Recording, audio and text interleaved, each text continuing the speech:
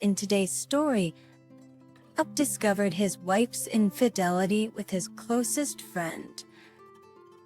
However, karma swiftly intervened, drastically altering his unfaithful wife's life.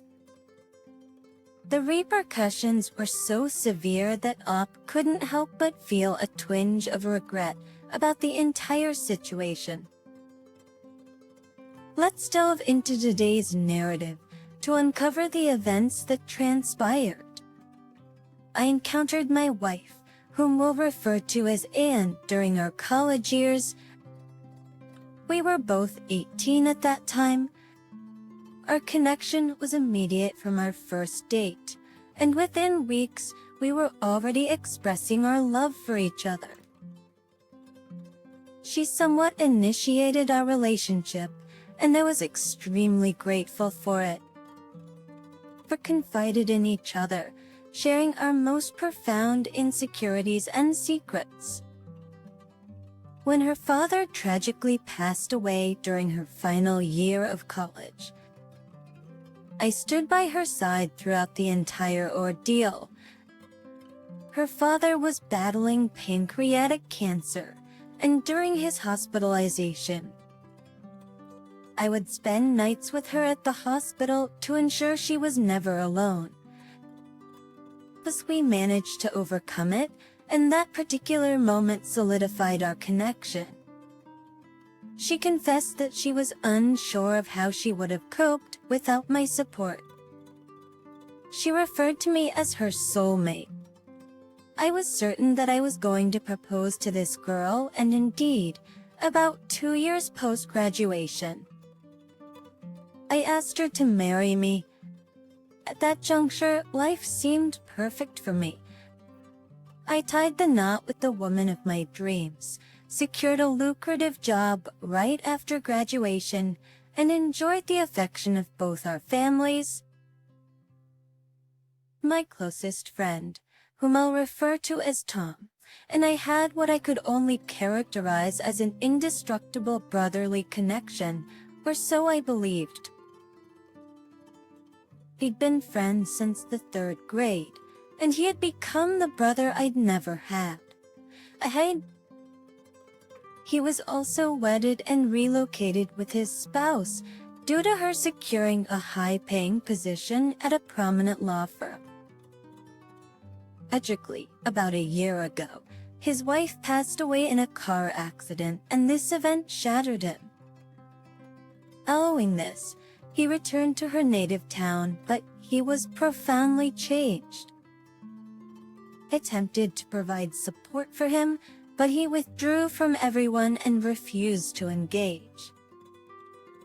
Nobody could comprehend the pain he was experiencing. So I suggested to my wife that she might converse with him. Given her own experience of losing a loved one, it seemed possible that Tom might connect more deeply with someone who had endured a similar ordeal. Indeed, I now realized that this was a significant mistake. We used to drop by his place every day. She would devote countless hours at his home, even in my absence, engaging in activities such as hiking together, watching films without me, and having lunch. They were doing everything that couples typically do. Clearly, this was a level of interaction beyond what I had initially anticipated, and it did unsettle me. However, the Tom seemed to be improving significantly because of it. It's crucial to emphasize that Tom and Anne had a strained relationship prior to these events, and harbored a negative opinion of him, considering him to be unpleasant. Before Tom tied the knot with his late wife, he had a history of moving from one relationship to another. But even after entering into a marriage with his deceased spouse, he continued to engage in infidelity. But consequently, Anne held a strong aversion towards him and frequently expressed her disbelief in my friendship with someone she perceived as morally questionable. Her disdain for Tom is also the reason I failed to anticipate what was about to transpire. As previously stated, that Anne and Tom became incredibly close, to the extent that she began including him in events and plans that were originally intended for just the two of us as a couple. Furthermore, she began exhibiting behaviors that I now recognize as classic signs of infidelity. She was constantly glued to her phone, growing increasingly distant, and often coming home very late. That the situation became highly suspicious, and one day as she was texting someone, I inquired to see what they were saying. She claimed it was one of her girlfriends, but when I requested to see their conversation, she responded with irritation and accused me of being possessive. When I discussed with Tom how uncomfortable their friendship was making me, he adamantly reassured me that there was nothing amiss and even cast doubt on my trust, both in him and my own wife. I began to feel like I was being gaslit.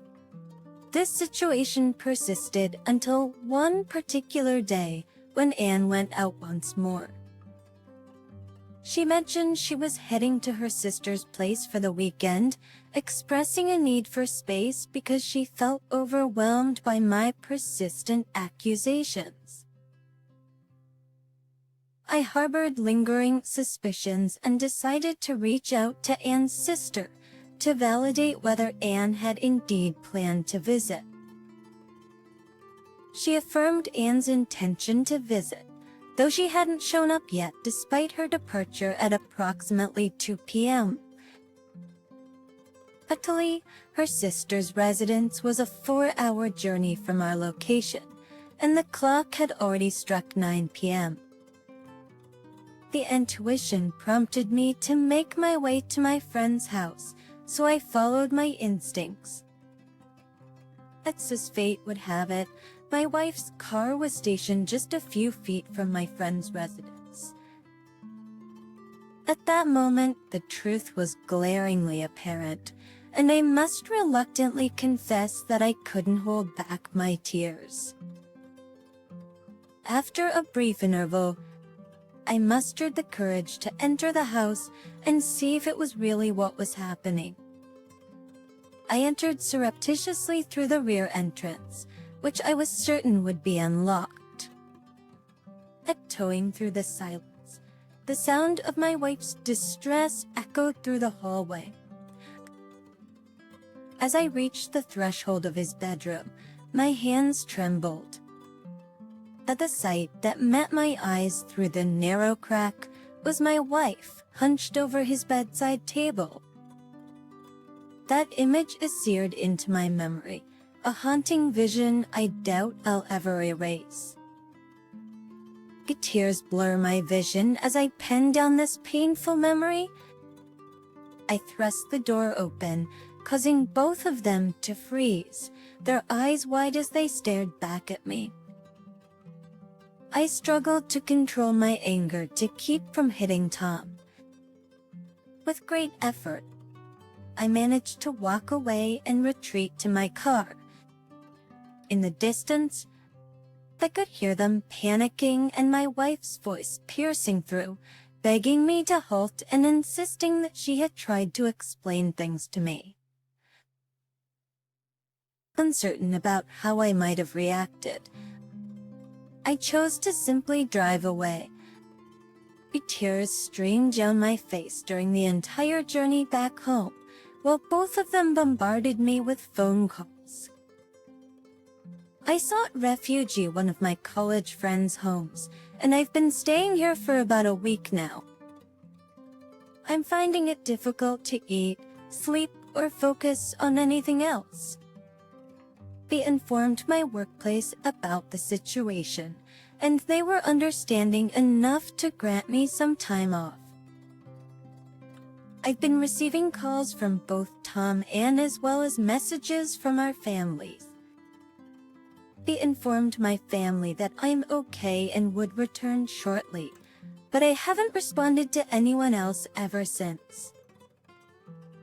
This pain is unbearable. I'm trying to be strong, but my determination is faltering. It's bewildering how someone you've loved so unconditionally could inflict this. I'm at a loss for what to do next. How should I address this situation? I'm seeking advice from various individuals, including family and friends, as many of you have recommended. I recently reached out to a lawyer, and we had a meeting yesterday during which I provided all the necessary information. She appears to be highly motivated to assist me in achieving the best possible financial outcome, considering the circumstances. My love for my wife remains strong, but I'm uncertain if this is something I can get over. I receive numerous messages from Tom as well, but I find myself avoiding reading them. My emotions constantly fluctuate between sorrow and anger, and I'm uncertain about how to navigate my feelings at this moment. I'm torn between the idea of attempting reconciliation or making the decision to end this marriage now to prevent further heartbreak. My family is aware of the situation, as Anne has apparently confessed her actions to everyone. I've been isolated from everyone for over 2 weeks, and I find myself in a state of indecision. The anguish remains as poignant as ever whenever I shut my eyes. My mind is constantly filled with images of Anne and Tom together, and the intensity of my emotional distress shows no sign of diminishing. While I understand that many of you might advise me to pursue a divorce, I must stress that the situation is far more complex when you're the one experiencing it. Update: she, along with family and friends, informed me that she has been residing with her sister for the past few weeks. Thus, in one of her emails, she clarified that she had only spoken to Tom once since I learned about it and decided to go no contact with him. Her mother reached out via text and offered an apology for her daughter's behavior. I chose not to answer her calls. She mentioned that Anne is currently attending individual counseling sessions. In a subsequent email, she reassured me that she had no intentions of leaving me for Tom. While she acknowledged having feelings for him, she clarified that she didn't love him. It appears that Tom is planning to depart soon, but is delaying his departure until he can have a face-to-face conversation with me. There are various other aspects I haven't discussed, and it's possible that I've omitted some details. Nevertheless, some of my family and friends are suggesting that I engage in a conversation with her and proceed from there. This is my current situation. Update 2. I decided to step back from Reddit and other social media platforms to contemplate my marriage and determine my future course of action. I had been receiving valuable advice from the supportive individuals here and from my family and friends. However, I wasn't sure what I really wanted. As to phobics, numerous events have transpired since then, potentially enough to fill a novel. Please be patient with me. When I looked back on the marriage, most of it was filled with little else but happy memories, which is why I was trying so hard to find a reason to stay. Yet, when my thoughts drifted to her infidelity, to how she and Tom manipulated me, making me doubt my own sanity, I was consumed by nothing but fury. The more I delved into it, the more my anger grew. The memories of the fiery anger that would engulf Anne whenever I dared to inquire about her whereabouts after she arrived home late, and the disdainful look Tom shot my way when I confronted him directly, man to man, regarding any involvement with my spouse are etched in my mind. The infidelity, a painful betrayal in itself, was exacerbated by the fact that it occurred with my closest friend.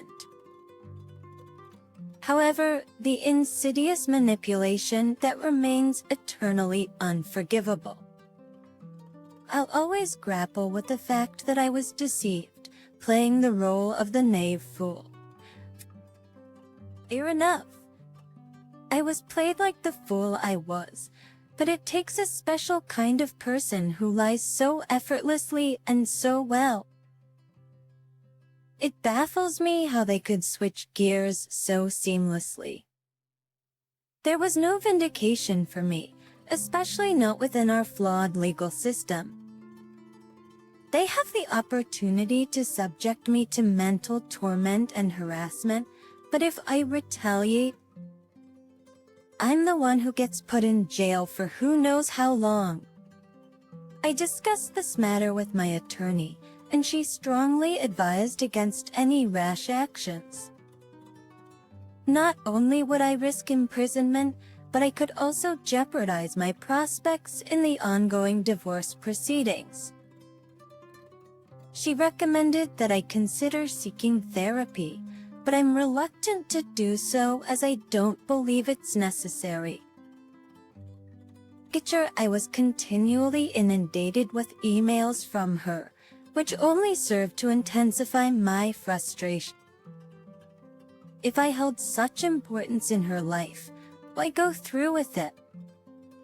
I resumed my regular work routine because I needed the distraction. But engaging with my job has significantly aided my coping, and it has resulted in me drinking less compared to the initial days.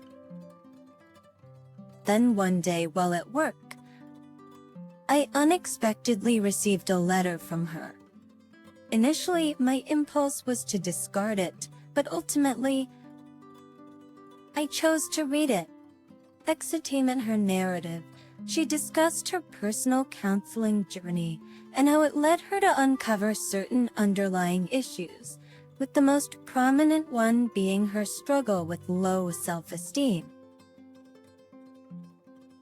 She elaborated on how the difference in our levels of attractiveness made her highly self-conscious and, at a deeper level, fueled her desire to experience desirability from someone other than myself. As she expressed it, her sister had consistently appeared more attractive than her, and this contributed to her low self-esteem. She said that I made her feel beautiful, yet she yearned for validation from someone other than me.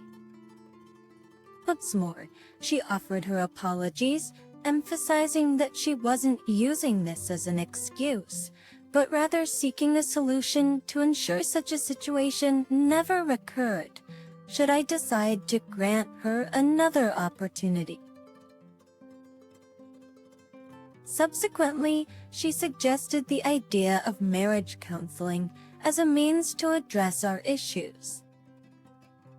At that point, I remained unresponsive to her and her family's messages, choosing to disregard the proposal. In any case, I initiated the divorce process, and our initial priority was the division of our financial assets. Regrettably, I found myself unable to separate my finances from hers without her consent. Both of us maintain separate accounts, in addition to a shared savings account.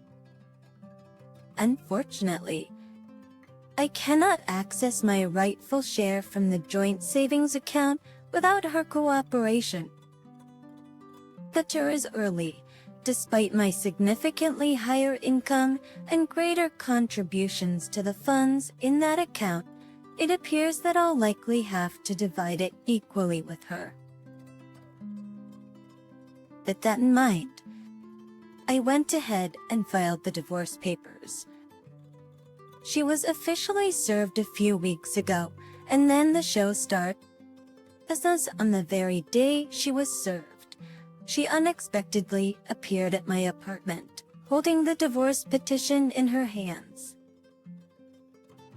We locked eyes, and for what seemed like an eternity, all the anguish from that fateful night came rushing back. All the emotions I had experienced came surging back with greater intensity. I came close to tearing up once more, but managed to hold back the tears. She appeared as though she had been crying and hurried towards me, attempting to offer a hug. Italy pushed her away, and this action seemed to push her into a state of hysteria. She began shouting, questioning why I was ready to give up on our relationship so easily and if we could just have a conversation. At that moment, I realized my primary desire was to just get away from her. Being her stirred a maelstrom of emotions within me, prompting a strong desire to distance myself before I acted impulsively or uttered words I'd later lament. I tried going back to my car, and she threw herself on the top of the hood.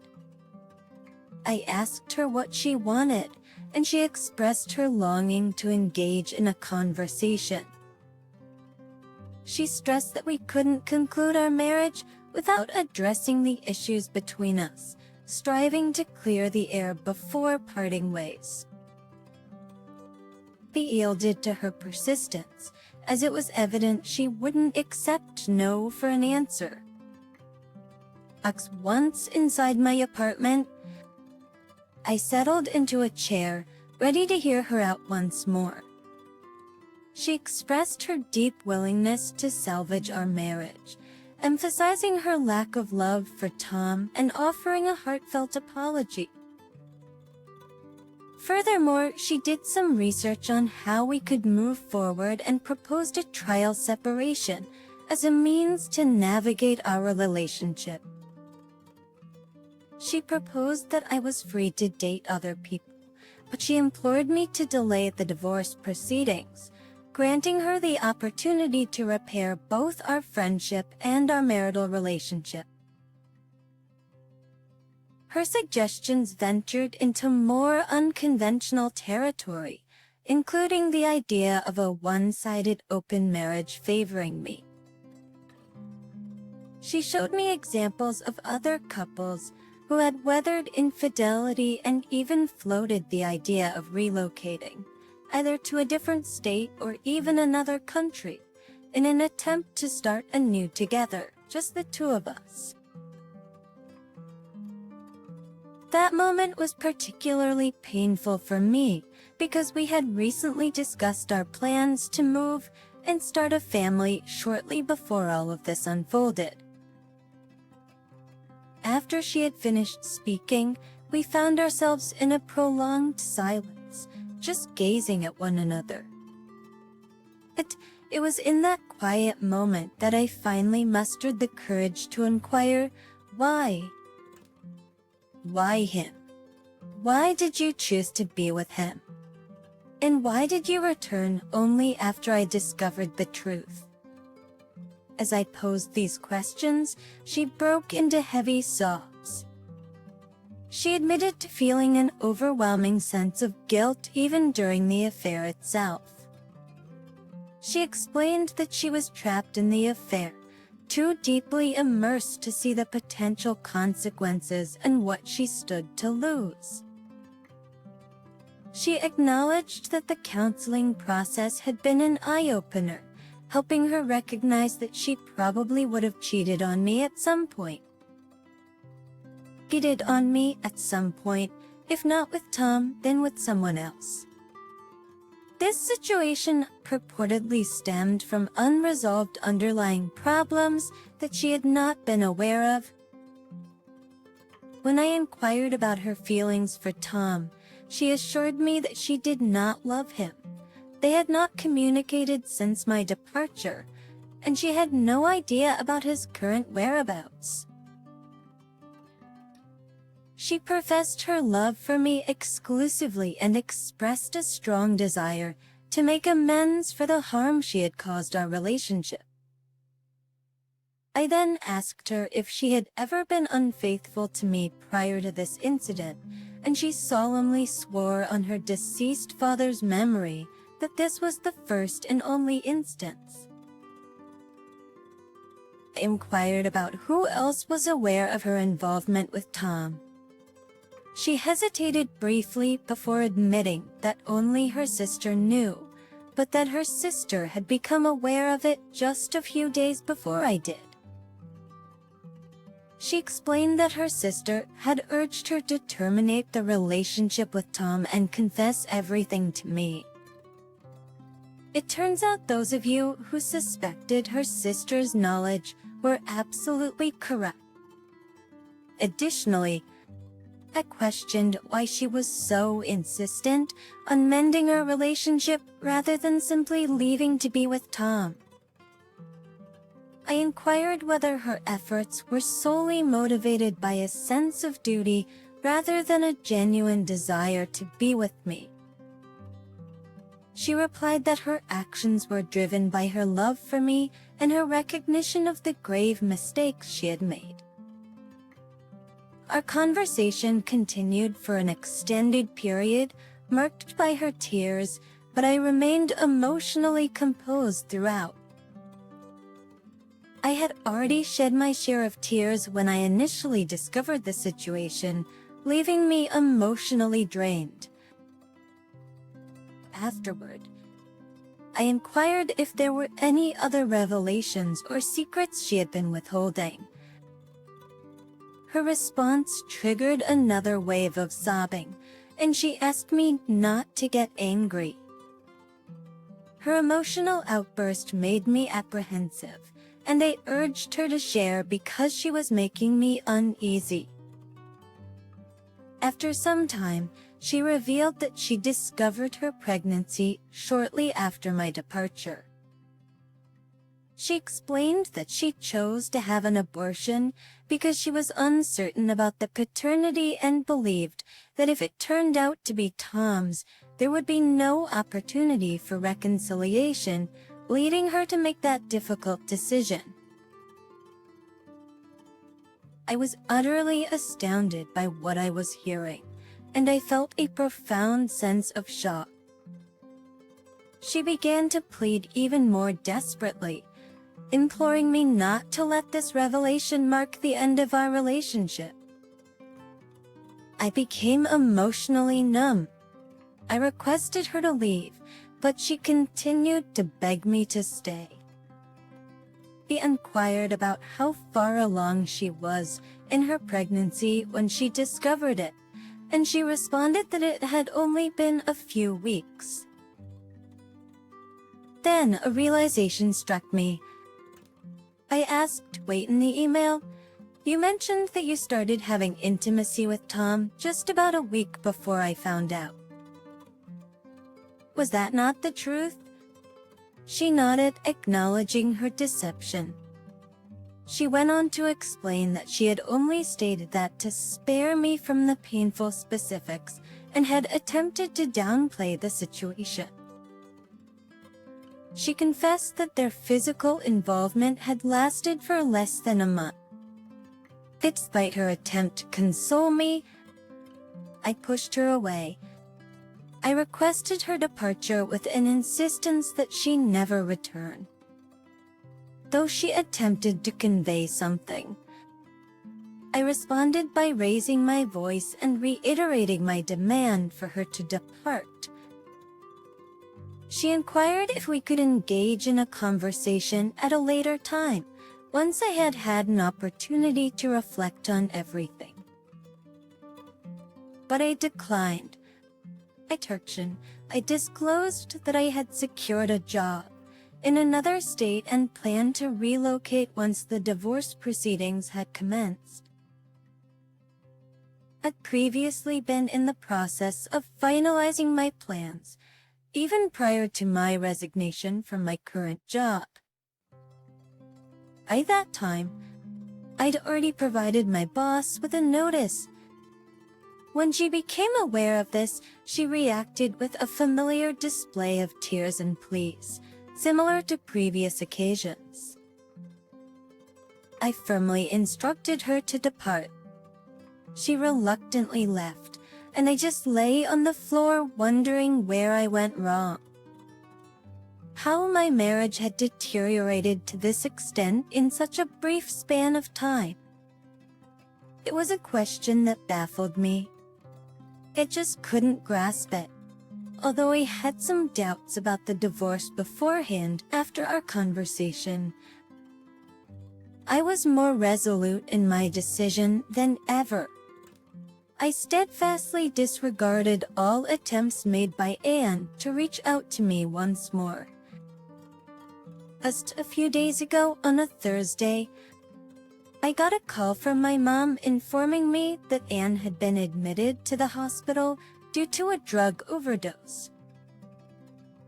It was like a terrible dream, and I'm still struggling to come to terms with the situation. I can't help but wonder why this had to happen. I went to visit Anne at the hospital, and she appeared to be stable, but she had been admitted to a psychiatric ward. This is the current state of affairs. I remain in the dark about the reasons behind her actions, and the time I visited her she was asleep. It's painful because my feelings for her still run deep, and my primary concern is her well-being at the moment. The thoughts of our divorce have taken a backseat amidst all this chaos. Figuring out the way forward is a daunting task in these circumstances. While there are likely numerous critical details I could include, doing so would make this narrative unbearably lengthy. Update 3.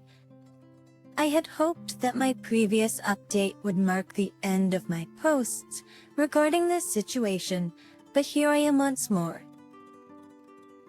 It's been approximately 8 months since my life took a turn for the worse. And regrettably, things continue to deteriorate. The last time I posted, Anne was in a difficult mental state. But thankfully, she improved after undergoing therapy. I empathize deeply with her situation. I understand that many people have overcome similar challenges. If I had chosen to stay, it would have been detrimental to both of us. I don't think I'll ever completely move past it, and there might be some lingering resentment even a couple of years down the road. We decided to pursue a divorce, but she wanted us to remain in contact even if it was just minimal. The divorce proceedings went relatively smoothly, and we officially divorced about a month ago. I relocated to the West Coast to begin a fresh chapter in my life, and things were gradually improving for me. However, I received a phone call from Anne's sister, and to make a long story short, Anne had a stroke. She is now nearly completely immobile on her left side and struggles to communicate. It's nearly impossible to articulate the overwhelming emotions I experienced when I received that news, not to mention the profound sense of desolation I felt when I visited her. Her appearance bore no resemblance to the person I once knew, and she would consistently burst into tears upon seeing me. One of the worst parts about all this is I can't help but feel like it's my fault this happened to her. Although people reassure me that I shouldn't shoulder the blame, it continues to weigh heavily on my conscience, especially when I sense a certain hostility from her closest family members whenever I engage with them. But in one incident, her aunt unleashed a barrage of profanity directed at me in front of a crowd, and an eerie silence fell over the gathering. No matter how much I yearn to move forward, the pain of the way everything unfolded still lingers. I haven't any contact with Anne since her stroke, and her family has prevented me from visiting her, claiming that my presence causes undue stress. I'm left in the dark about the full extent of the situation, as I no longer possess the right to be informed. Thank you for listening to the story to the end, and if you like it, please support us with a like as well as subscribe to our channel. Leave in my comments what you think about the story.